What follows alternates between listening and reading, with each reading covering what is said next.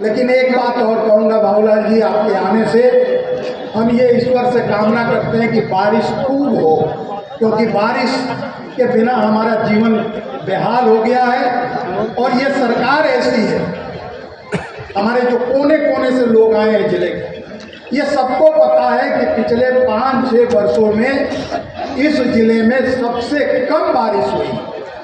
और हम लोग 2 महीना से पार्लियामेंट के अंदर सवाल उठाने के बाद भी आज तक किसानों को इससे राहत दिलाने के लिए इस सरकार पर जू नहीं रहेगा, खान पर जू नहीं रहेगा।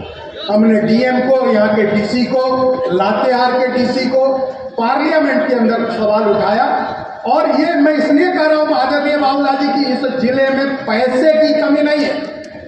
अगर राज्य सरकार पैसा नहीं भी देती है तो माननीय मोदी जी ने जो डीएमएफटी के माध्यम से जो माइनिंग एरिया का व्यवस्था किया था उससे पर्याप्त पैसा है।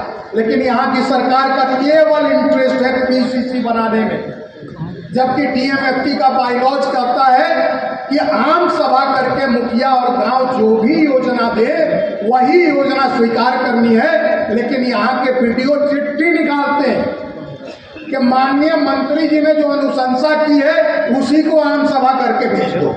अब फिर आम सभा की अहमियत क्या है?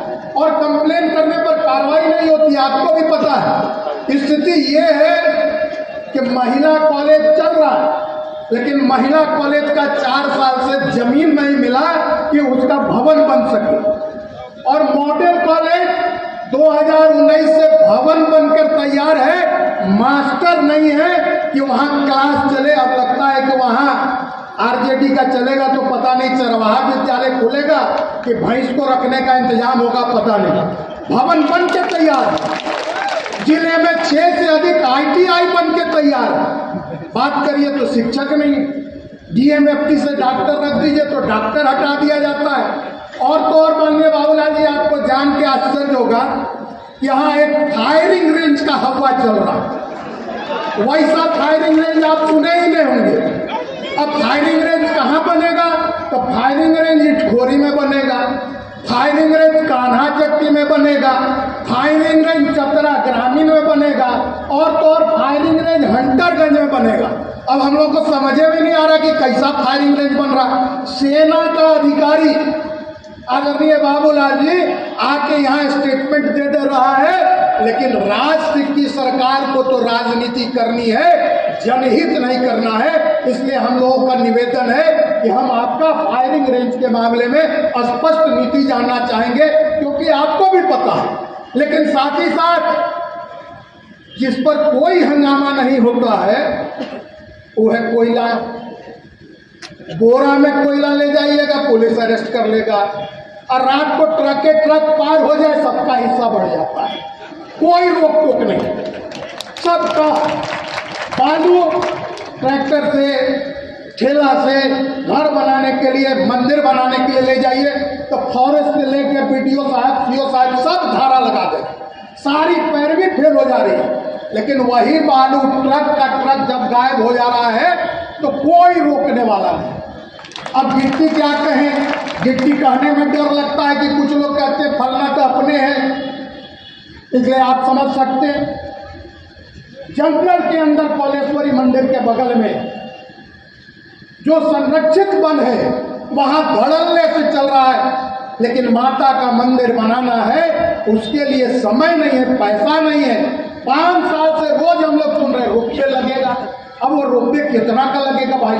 हमने तो ये भी कहा कि माननीय मंत्री जी से कहो, राज्य सरकार से कहो, टूरिस्ट मंत्री से कि भारत सरकार को अनुशंसा करके भेज दे। अगर नहीं बना तो हम लोग राजनीति करना छोड़ देंगे। भेजो तो भेजते ही नहीं हो। इटखोरी में 500 करोड़ की योजना बना के चले गए रघुवर दास जी, लेकिन वो बनाना नहीं है, क्योंकि तब आधार कहेंगे कि हम लोग तो सेकुलर हैं। अरे सेकुलर हम लोग भी हैं, लेकिन हम सब धर्मों का आदर करते हैं, लेकिन हम किसी की चमचाई नहीं कर सकते हैं। जब अयोध्या में राम मंदिर बनेगा तो हम जय श्री राम चिल्लाएंगे ही चिल्लाएंगे, चाहे जो कर लीजिए।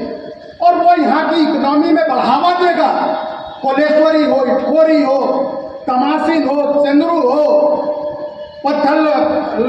वो हो, पत्थलगड्ढा का मंदिर हो, ये हमारे आर्थिक समृद्धि को बढ़ाता है।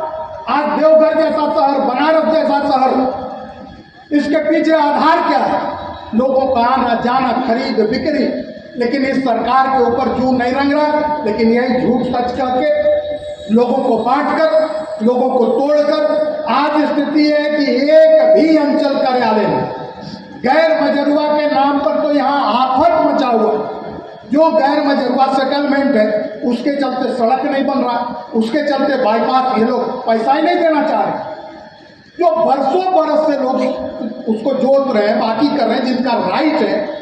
इसलिए मुझे लगता है कि हम सब आज विशेष रूप से आपसे जानना चाहेंगे कि परिवर्तन क्यों, परिवर्तन किस लिए? सिर्फ भारतीय जनता पार्टी को सत्ता में बैठाने के लिए नहीं, परिवर्तन राज्य में व्यवस्था को सुधार कर, जो माननीय मोदी जी ने सुशासन और गरीब कल्याण की योजना चलाई है, जो गरीबों तक पहुंचना चाहिए था, जो नहीं पहुंचा।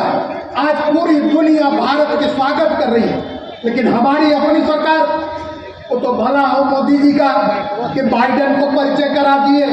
अच्छा है, जिस दिन ईडी वाला हो तो आप ही बताइएगा, जेल और गए तो उस दिन बाइडेन को ध्यान आएगा कि हाँ इससे भेंट हुआ था। तो इस तरह की सरकार चल रही है। इसलिए हमें दुख ये नहीं है कि हमारे यहाँ काम नहीं हो रहा, हम लोग को दुख ये है कि पर्याप्त पैसा बच गए। झारखंड सरकार में चतरा जिला के अंदर डीएमएफटी में हजारों करोड़ से ऊपर का रुपया पड़ा हुआ।